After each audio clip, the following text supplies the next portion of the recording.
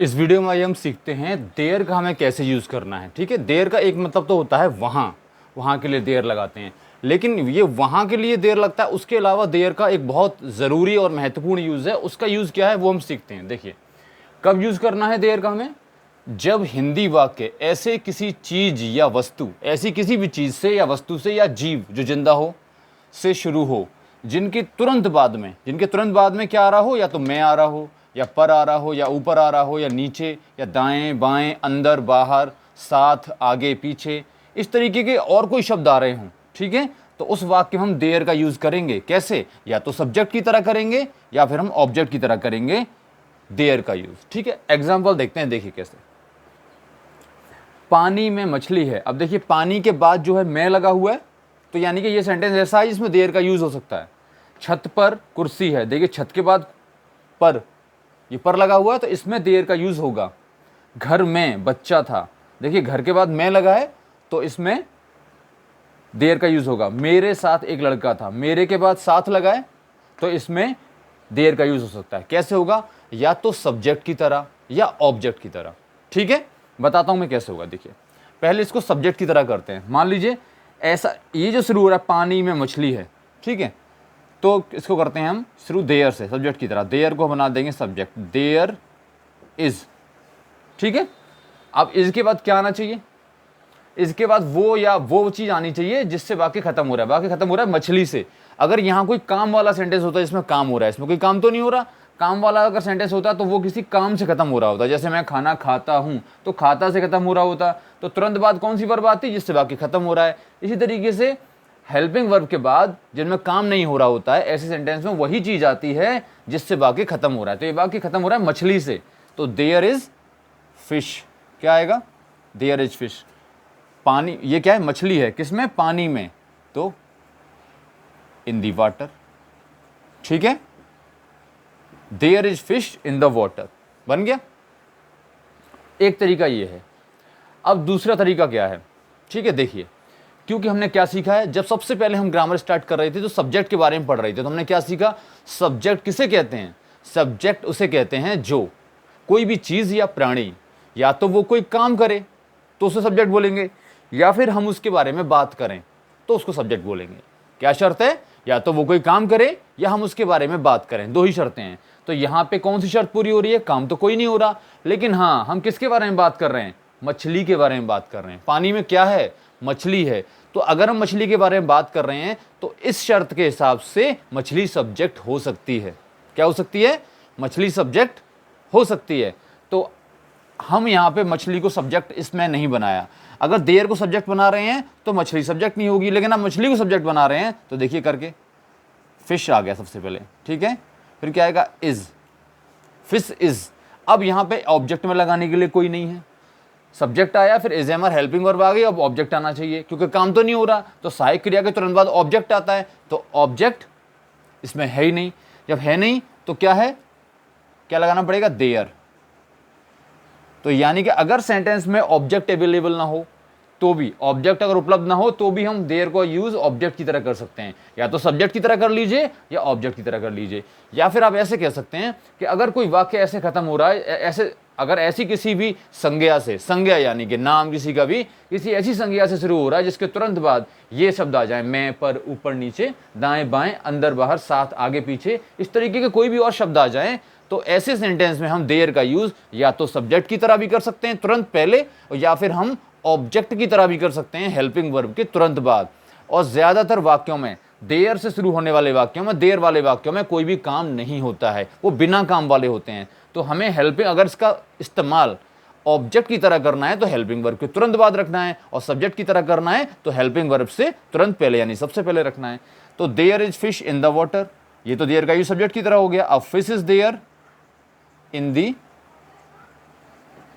Water, अब इसमें object की तरह हो गया, ये यहां पे ऑब्जेक्ट हो गया। इन दी वाटर लास्ट में आएगा। ठीक है, क्योंकि ये तो सब्जेक्ट नहीं बन सकता, क्योंकि ऐसी कोई भी चीज सब्जेक्ट नहीं बन सकती जिसके तुरंत बाद मैं, ऐसे ऐसे शब्द आ रहे हूं, मैं, पर, ऊपर नीचे, दाएं बाएं, अंदर बाहर, साथ आगे पीछे, इस तरीके के कोई भी शब्द अगर हिंदी में आ रहे हैं उस चीज के बाद में, तो फिर वो कभी भी इंग्लिश में सब्जेक्ट नहीं बन सकती। देखिए इसमें पानी के बाद मैं आ रहा है, छत के बाद पर आ रहा है, घर के बाद मैं आ रहा है और मेरे के बाद साथ आ रहा है। तो ऐसे ये वाले नाम जो है, ये भी जो भी आ रही है, जो भी चीज़ें हैं, ये कभी इंग्लिश वाले सेंटेंस में सब्जेक्ट नहीं बन पाएंगी, ना ही ये ऑब्जेक्ट बन पाएंगी। तो फिर इसको तो आखिरी में रखना पड़ेगा। तो अगर हम इसको आखिरी में रख रहे हैं तो दो जगह खाली हैं, या तो सब्जेक्ट वाली खाली है या ऑब्जेक्ट वाली खाली है। जब सब्जेक्ट वाली खाली है तो देयर का यूज सब्जेक्ट की तरह कर लीजिए। जब यहाँ पे सब्जेक्ट लगा दिया आपने तो ऑब्जेक्ट वाली खाली हो गई, तो ऑब्जेक्ट की जगह कर लीजिए। जो जगह खाली मिल जाए वहां कर लीजिए, जैसे चाहे वैसे बना सकते हैं। इसके अगले करके देखते हैं। छत पर कुर्सी है, ठीक है। छत पर कुर्सी कैसे बनेगा कि अब इसको देयर का यूज सब्जेक्ट की तरह करते हैं। मान लीजिए तो देयर इज, क्या है छत पर, चेयर। देयर इज चेयर, कहां है, छत पर, तो ऑन द रूफ, ठीक है। छत पर कुर्सी है, there is chair on the roof. मेरे साथ एक लड़का था, या इसको और दूसरे तरीके से कैसे बनाएंगे इसको, अब हम चेयर को सब्जेक्ट बना रहे हैं क्योंकि चेयर के बारे में बात हो रही है, तो उस कायदे के हिसाब से अगर चेयर को आप सब्जेक्ट बनाते हैं, बनाइए शौक से, कोई दिक्कत नहीं, सही है ये बिल्कुल। चेयर इज, अब ये चेयर सब्जेक्ट बन गया, तो यहाँ ये ऑब्जेक्ट की जगह खाली हो गई, जहां पे ये चेयर आ रही थी तो वहां पे आपको देयर लगाना होगा फिर, ठीक है। Chair is there on the roof, क्योंकि ऑन द रूफ तो कहीं नहीं हट सकता, वो वहीं की वहीं रहेगा, उसके बारे में हम कुछ नहीं कह सकते, ठीक है, वो वहीं रहना है। दो ही जगह हमारे पास, या तो देयर को यहाँ ऑब्जेक्ट में लगाइए या सब्जेक्ट में लगाइए। ऐसे सेंटेंस पहचान मैंने बता दी। ऐसे सेंटेंस, देयर से शुरू होने वाले सेंटेंस या देयर वाले सेंटेंसों में 99% कोई काम नहीं होता। मैंने 1% क्यों छोड़ा है, क्योंकि ऐसा नहीं कि सारी नॉलेज हम ही को है, नॉलेज बहुत बड़ी है, शायद होता हो, वो अभी तक मैंने देखा नहीं है। अगर होता होगा तो जहां भी होगा वहां बताया जाएगा, ठीक है। तो फिर इस तरीके से यूज करना है। अब आप और ट्राई करके देखिए इसको, एक बार देख लीजिए सेंटेंसेस को, फिर हम आगे और भी सेंटेंस जो हैं इसके ट्राई करके देखते हैं, ठीक है।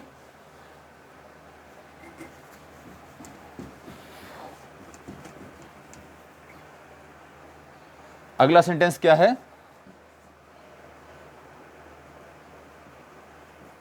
तुम्हारे मुंह में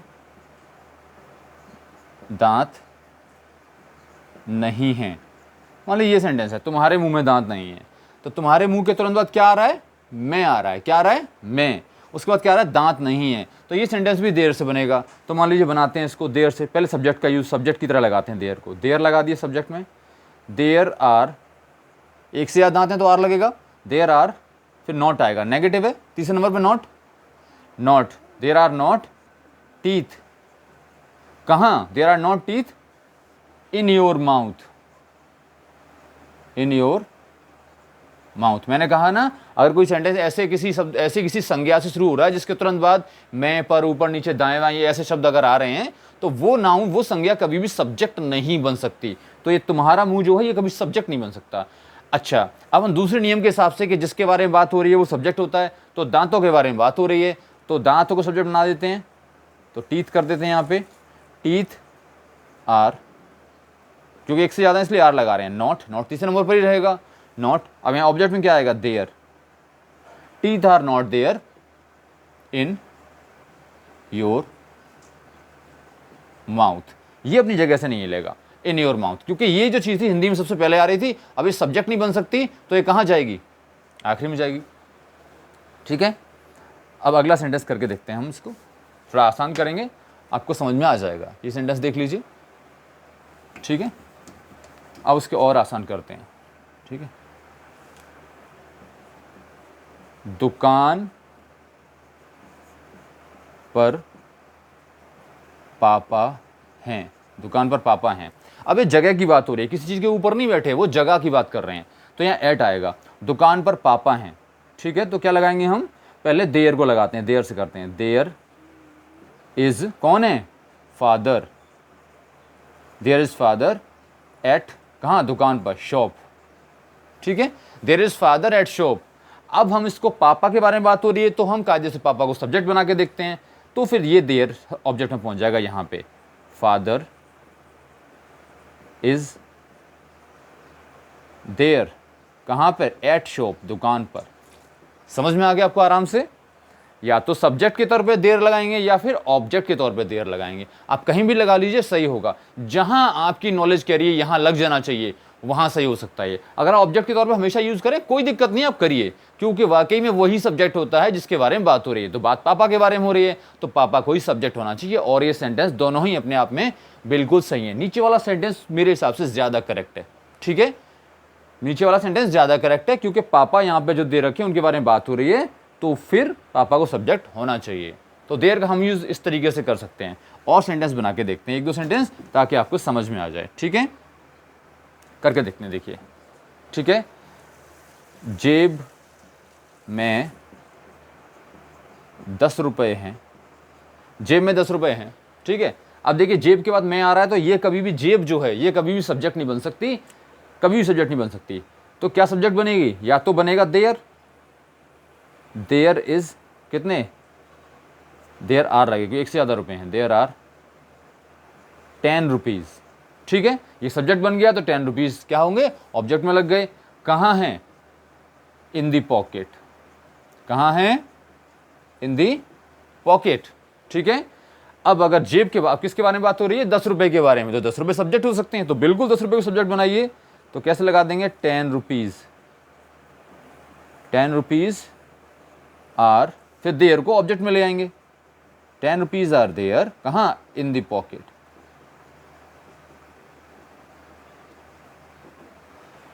10 rupees are there in the pocket, ये यहां पे आ गया, ठीक है। ये सेंटेंस में देयर ऐसे यूज होगा, बहुत आसान है, किस तरीके से यूज करना है मैंने आपको बता दिया, आगे आप यूज करके देखिएगा इसका, ठीक है। आगे चलते हैं, अब आगे इट का यूज और सीख लेते हैं। किसका यूज, इट का यूज करते हैं, क्योंकि देयर और इट एक साथ सिखाया जाता है ज़्यादातर, तो मैं इट का यूज और अब आपको बता देता हूं, बहुत आसान तरीके से आप इसका यूज कर लेंगे, ठीक है। इट का यूज देख लेते हैं, इट का यूज कहाँ पे होगा, इट के बहुत सारे यूज हो सकते हैं, लेकिन मैं आपको कुछ यूज ऐसे बताऊंगा जो आपको ज़्यादा काम आएंगे, ठीक है। वैसे तो इट का मतलब होता है यह, क्या मतलब होता है, जहाँ यह की बात आ जाए वहाँ इट लगा सकते हैं आप, ठीक है। जैसे कि बोला जाए यह घर है, तो आप लगा सकते हैं इट इज़ हाउस, ये आप लगा सकते हैं, ठीक है, या दिस इज हाउस भी लगा सकते हैं, ओके। अब दूसरा यूज कहाँ करना है, नोट, इट का यूज सब्जेक्ट की तरह भी आप कर सकते हैं। किसकी तरह, आप सब्जेक्ट की तरह कर सकते हैं। कब कर सकते हैं, जब, ठीक है, जब क्या हो, जब किसी ऐसी चीज को बताना हो जिसका जेंडर यानी लिंग हमें पता ना हो, पता ना हो वो क्या है, लड़का है लड़की है, पता ना हो कि वो स्त्री है या पुरुष, ठीक है। हमें किसी का अगर ऐसा कोई सब्जेक्ट है, जिस सब्जेक्ट तरह कर सकते हैं, जब कर सकते हैं जब किसी ऐसी चीज़ को बताना हो जिसका जेंडर यानी लिंग हमें पता ना हो कि वो स्त्री है या पुरुष। जैसे कि मान लीजिए दरवाजे पे आपको कोई खटखटा रहा है, आपने खोल के देखा, मालूम पड़ा कि कुत्ता है, ठीक है, तो आपने क्या बोला, मम्मी ने पूछा देखना कौन है, तो आपने कहा खोल के देखा, बोला क्या बोला, कुत्ता है, इतना सी बात बोली, कुत्ता है, यही तो बोलते हैं आप। अब आपने रात के अंधेरे में क्लियर पहचान लिया था, देखिए कुत्ते में 2 जेंडर होते हैं, एक मेल फीमेल, एक डॉग एक बिच, लेकिन आपने क्या बोला, हम एक आम भाषा क्या बोलते हैं कुत्ते के लिए, कुत्ता है, हम कुतिया को भी कुत्ता ही कह देते हैं, हिंदी शब्दों में उसको कुत्ती कहते हैं, कुतिया कह लीजिए, बिच को, तो हम उसको भी कुत्ता ही कह देते हैं। हमने क्या बोला, कुत्ता है, रात के अंधेरे में हमें क्लियर भी नहीं हुआ कि कुत्ता है या फिर वो बिच है जैसे कि कुतिया है। अगर हम ऐसे बोलेंगे तो इस सेंटेंस को कैसे बनाएंगे, हमें पता नहीं है, इसलिए हमें सब्जेक्ट के तौर पर इसके लिए ये लगाना पड़ेगा, इट इज डॉग। अगर आपको क्लियर पता है तो आपको लगाना पड़ेगा ही इज डॉग, यह कुत्ता है, दिस इज डॉग, वह कुत्ता है, या फिर ही इज डॉग। ठीक है, कुत्ता है ये बोल दिया आपने। ठीक है, मान लीजिए किचन में कोई बर्तन गिरा और आपने, मम्मी ने पूछा देखो यार कौन है, तो आपने क्या बोला, बिल्ली है। ठीक है, बिल्ली है। तो आपने क्लियर पता कर लिया था कि बिल्ली है। भाई बिलाऊ भी तो हो सकता है, बिलोटा भी तो हो सकता है, लेकिन नहीं, आपने क्या शब्द यूज किया, बिल्ली है। आपको क्लियर पता ही नहीं था वो क्या है, तो आपको क्या बोलना चाहिए वहां पे इंग्लिश में, it is cat, it is cat. समझ में आ गया, क्योंकि हमें क्लियर पता नहीं था, हमने तो नहीं देखा, हमने तो सिर्फ नाम बोल दिया बिल्ली है। अब पेड़ पे कोई चिड़िया बैठी होती है, तो आपको क्या पहचान सकते हैं कि वो मेल है या फीमेल है। ठीक है, मैं बोलूं पेड़ पर चिड़िया है, ठीक है, तो हम इट लगा सकते हैं यहां पे आराम से, it is bird on tree, ये हम लगा सकते हैं, it is bird on tree, हो गया। ठीक है, अब इस तरीके की सेंटेंस हम कर सकते हैं। जैसे मैं बोलूं कि अब हमने किसी की देह में किसी के गोद में कोई बाहर खड़ा हुआ है, हमने किसी गोद में बच्चा देखा लिपटा हुआ कपड़े में, छोटा सा बच्चा, ठीक है, जो इन्फेंट होता है, शिशु होता है, तो हमने क्या बोला कि वह बच्चा है। ठीक है, तो बच्चा है तो पता नहीं लड़का है लड़की, हमने तो क्लियर देखा नहीं, तो हमें क्या बोलना पड़ेगा उसके लिए, लड़का लड़की नहीं पता तो हमें इट लगाना पड़ेगा, इट इज बेबी। क्या बोलना पड़ेगा, इट इज बेबी। इस तरीके से हम इट का यूज कर सकते हैं। आपको यहां ध्यान रखना है कि इट का यूज कैसे करना है। जब आपको किसी भी चीज का जेंडर पता ना हो कि वो स्त्री है या पुरुष, तो आपको इट का यूज करना है उस सेंटेंस में। जैसे कि वह बच्चा है, तो बच्चा ही देखा है आपने, पहले उसको कभी देखा नहीं, आपने ये भी पता नहीं कि लड़का है लड़की, आपने इसलिए उसको क्या बोला, बेबी, बच्चा बोला, बच्ची ऐसा नहीं बोला, क्योंकि आपको नहीं पता था। तो बच्चे को तो बच्चा ही कहते हैं, लड़का हो या लड़की। ठीक है, तो इस तरीके से आपको यूज करना है। आगे आप ध्यान रखिएगा, ये बहुत आसान है, इसको रिवाइज करेंगे, प्रैक्टिस करेंगे तो और जल्दी आ जाएगा।